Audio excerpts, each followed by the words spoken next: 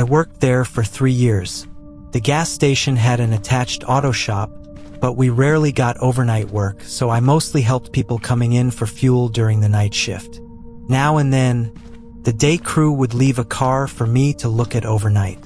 One time, while checking under a seat, I found a bunch of heroin bags leaking from beneath the driver's side. My hands started shaking. I quickly stuffed the bags back where they were and pretended I hadn't seen a thing. The station was off a remote country road, so the usual customers were truckers, farmers, or couples heading home late from dinner or a movie. But sometimes, there were exceptions, like the fatal wreck out front. A drunk driver plowed into a family's van.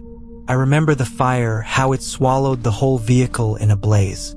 The father managed to escape, but he was on fire. He collapsed in the middle of the road and didn't make it. Another night, I filled the tank of someone who turned out to be fleeing the police. I didn't realize it at the time. I just thought the guy was in a rush. I was held at gunpoint twice. Same 2 guys both times. Wore ski masks. They even took turns speaking during each robbery, like they rehearsed it. Then there was the old man who drove up, stepped out of his car, and dropped dead of a heart attack before reaching the door. Those moments, strange as they were, had explanations. But what happened that one night, there was no explanation for that.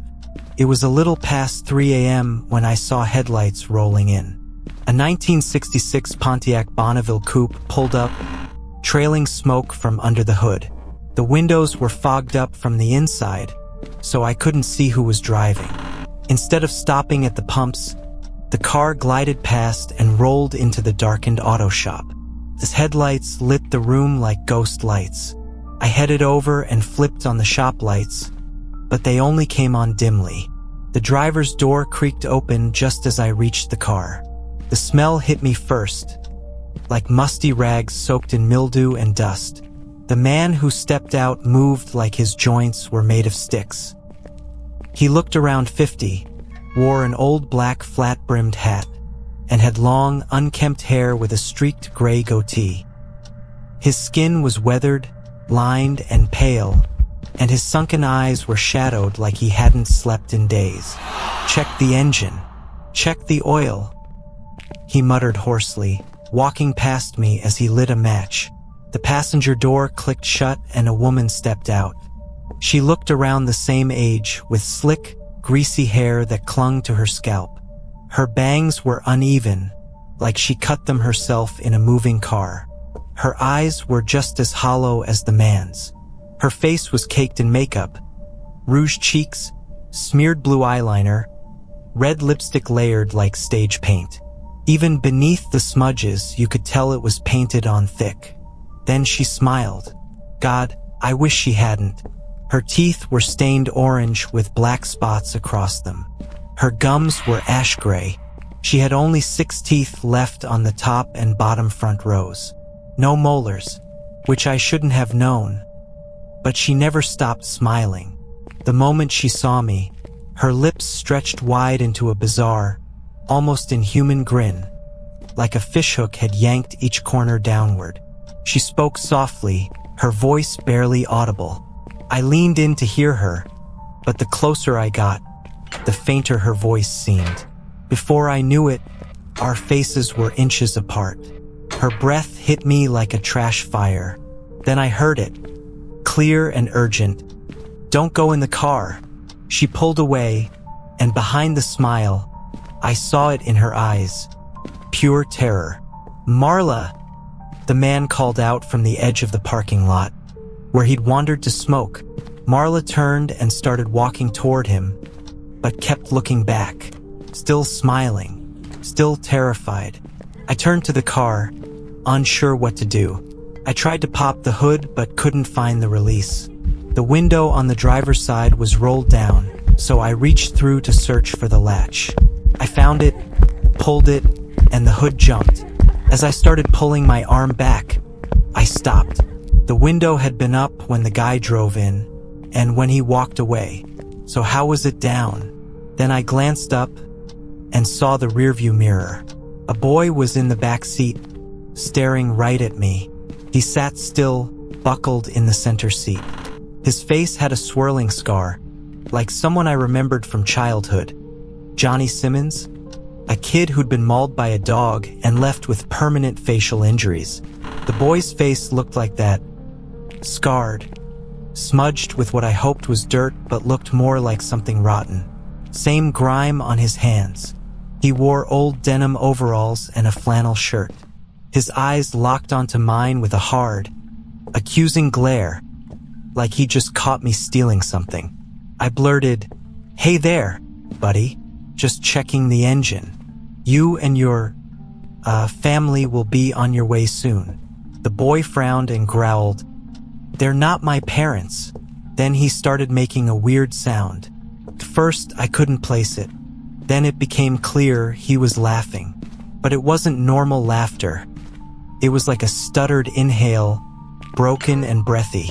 Unsettled, I pulled away from the window and went to the hood. I saw Marla and the man arguing by the corner of the property. I popped the hood and got hit with a puff of smoke. I thought maybe the oil had burned off or leaked out. But when I looked down at the engine, it didn't look right. It wasn't standard. Everything was shielded with bolted-on plates, wires tucked under layers of metal. It looked improvised, like someone built it from scrap.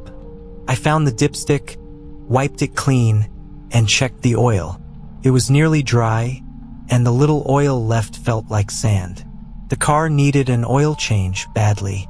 Since the car was already over the lift, I didn't need to drive it in. But the kid had to get out before I did anything. Safety first. I went back to the driver's window. It was rolled up again. I tried the door. Locked. Went around to the passenger side. Also locked. I cupped my hands to the glass to look in and signal the kid to unlock it, but the back seat was empty. No kid. I figured maybe the back seat folded down and he'd crawled into the trunk. I checked, but the trunk was locked too. I knocked on it, hoping he'd answer. Nothing. I looked around, no sign of Marla or the man. Panic started creeping in.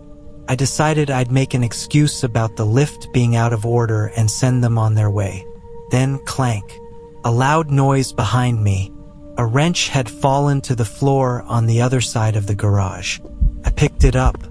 It had a small, muddy, child-sized handprint on the handle. Then I heard the laugh again. That strange, hitched breath laugh, echoing through the garage. I raised the wrench, ready to defend myself, but nothing was there. Suddenly, the front rolling door slammed shut behind me with a bang. I turned, and the rear door followed, locking me in. Now I was angry. I figured the kid was messing around. I shouted for him to knock it off. Then everything went black. The power cut. Total darkness. No street lights. No moonlight. Not even a glow from the fogged windows. I tried to lift the front gate, it wouldn't move, like someone had welded it shut. Tools clanged to the floor. One smashed into the wall right next to my head. Another clattered behind me. The boy's laughter echoed again, warped and higher pitched now. More like a wild animal than a child. And he was getting closer. I knew the layout of the garage by heart. There was a flashlight mounted on the far wall to my right. I felt along the bench, knocking tools off as I went, not caring. His laugh grew louder, and then I heard him whisper, "I'm gonna find ya. I'm gonna find ya." My foot hit a ratchet. It skittered across the floor with a loud crash. "Was that you?" he squealed. I still had the wrench in my hand. I threw it across the garage hard. It didn't land. "There you are," he shrieked. I heard a shuffle behind me. I reached the end of the bench, felt for the flashlight, knocked everything over, and finally grabbed it. I turned it on and spun. He was right there. His face was inches away. The scar on his cheek had unfolded, revealing layers of skin like ribbons, each lined with sharp teeth. His mouth had tripled in size. I screamed, stumbled, and fell backward. onto the pavement outside the garage. The lights of the gas station shone over me. I looked up. The garage door was open. The lights were on. The Bonneville sat still, windows fog-free, quiet. Footsteps behind me. I scrambled up. The man was back. He flicked away a cigarette and asked, "How much?" My jaw trembled. "Don't worry about it," I muttered. He shrugged and walked to the car. Marla was behind me. She whispered the same phrase again and again. I leaned closer. "You should have listened. You should have listened. You should have listened."